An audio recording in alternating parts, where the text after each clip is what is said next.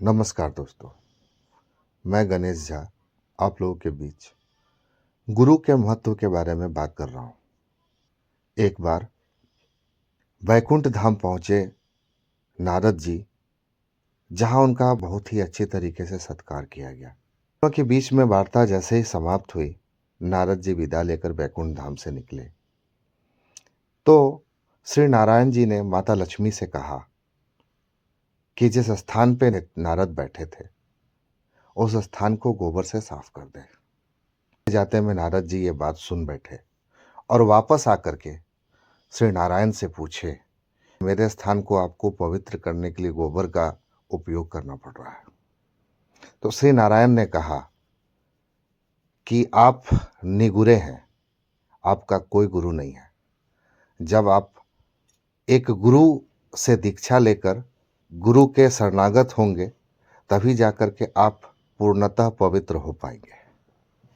इसके लिए श्री नारद जी ने श्री नारायण जी से पूछा कि मैं किसे अपना गुरु बनाऊं। उन्होंने कहा, वैकुंठ से निकलने के बाद आपको जो भी पहला दिखे आप उसे अपना गुरु बना लें। नारद जी वैकुंठ से निकलते ही उनकी सबसे पहली दृष्टि एक मछुआरे पर पड़ी कि पहला जो मिले उसे ही गुरु बनाए। तो वो जा करके उस मछुआरे से मिले, बात किए। बात करने के पश्चात वो पुनः वैकुंठ धाम वापस आए। वैकुंठ धाम आने के बाद उन्होंने कहा, भगवान ये तो एक मछुआरा है और इसे ज्ञान कुछ भी नहीं है, तो मैं इसे गुरु किस प्रकार से बना सकता हूँ। उन्होंने कहा कि वही तुम्हारा गुरु होगा। नारद जी गए, उसे समझा बुझाकर किसी तरीके से मछुआरे को अपना गुरु बनाया। गुरु बनाने के पश्चात कुछ बातें हुई। बात होने के पश्चात फिर से वो वैकुंठ धाम लौटे और कहने लगे कि ये मछुआरा किसी भी तरीके से मेरे उपयुक्त गुरु होने के उपयुक्त नहीं है, और भांति भांति के बातें कहने लगे। इस पर श्री नारायण जी को क्रोध आया। गुरु निंदा से बड़ी कोई निंदा नहीं होती, और इस कारण से उन्होंने उसे श्राप दे दिया कि तुम 84 लाख योनियों में घूमने के बाद ही वापस आ पाओगे। जब नारद जी ने उस श्राप से बचने का उपाय उनसे पूछा तो उन्होंने कहा, जाओ और जाकर के अपने गुरु से ही पूछो। वे वापस आए।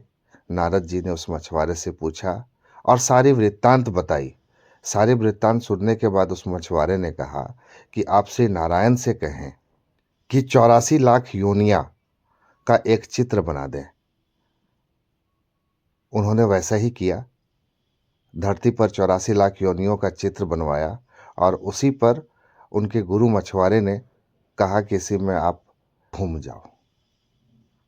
इस प्रकार कुछ क्षण में ही उनकी 84 लाख योनियों के ऊपर से घूमना हो गया और उनका साप भी फलीभूत हो गया। इस प्रकार गुरु का दिया हुआ आशीर्वाद से उन्हें एक बड़ी श्राप से छुटकारा मिल गया। इसलिए जीवन में एक गुरु किसी न किसी को अवश्य बनाए। गुरु अगर कोई काम का ना भी हो, लेकिन वो गुरु चाह करके भी आपका बुरा नहीं कर सकता। इसलिए जीवन में एक गुरु बनाना हम सभी के लिए आवश्यक है। श्री गुरुवाय नमः।